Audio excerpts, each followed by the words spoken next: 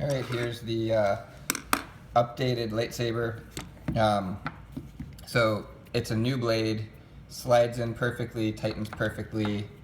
You won't have the problem you were having with the blade at all anymore.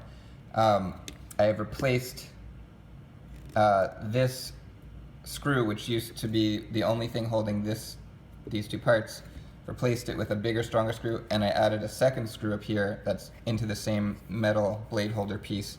So this is really rock solid right now. If for some reason someday it becomes loose, just tighten this. It's actually the wrong size.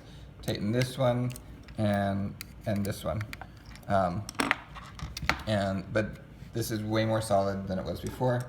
Now I also added this screw and this screw, which are nice, rounded, they don't get in the way screws. But that means in order to access the battery, you're going to have to either have an Allen key or instead of using this, use this thumb screw. Now this one in the back, you'll never touch. I had to shorten it so that it would fit and not hit the internals. This one leave alone. The front one is the one you're going to want to undo. And again, if you want to not use an Allen key, you can use this thumb screw. It's going to protrude more, so you may find it more annoying. It's moving further away from being authentic, but it's a good option. Or this one. So this one, you have to undo this before you can flip this switch and open it up. So there's that. I'll actually give you two of those. And again, if you wanted to use this one, same deal. Like this would lock it in place, and opening it would be just like that. So maybe that's better. It's your choice. Then you open this. You push. You can see. You push it that way a little bit. You push towards the blade. You can see it sliding just a smidge, and then you twist it open, and then you should be able to work it off, or just slide it off. I took this whole internal thing apart, added an extra bar, so it's way more solid than it was. It doesn't move at all. I used epoxy here instead of super glue. I used twist ties to keep the battery, twist locks, sorry. So this whole unit is way stronger and been really tightened up. The battery, I added an extra spring on this side. It had a spring on this side, but I added one here.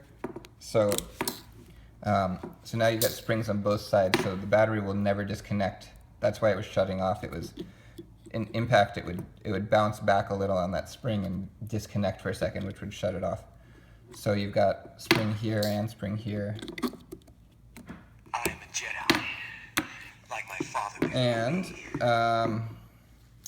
in order to close it, you're going to put this on here. You're going to want to, it's all very snug now, so you're going to want to just kind of get it up to there. You want to push it all the way in, and then it can turn, right? And now this part, you're going to want to pull this way. And hold this solid, pull this way until you get that hole perfect, so that we can put the, it's just pulling, turning it all the way and pulling it all the way. And that will make a perfect hole for you then to put your screw back in.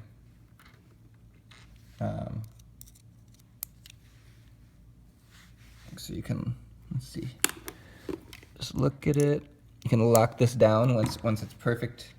You see the threads are all perfect, and then take this. Let's not put my hand in the way. With screws, always better to back off a little bit so that the threads get lined, and then you just tighten it.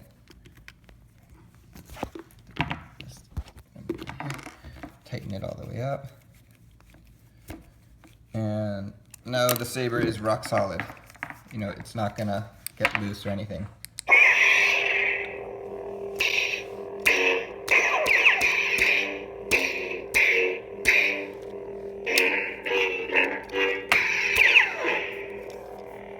so that's it. Oh, one more thing.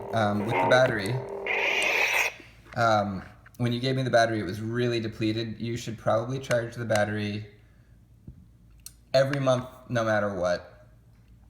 You could leave it for a little longer, 6 weeks. But if you use it, I would say charge it every 2 hours. Every 2 hours of use. So,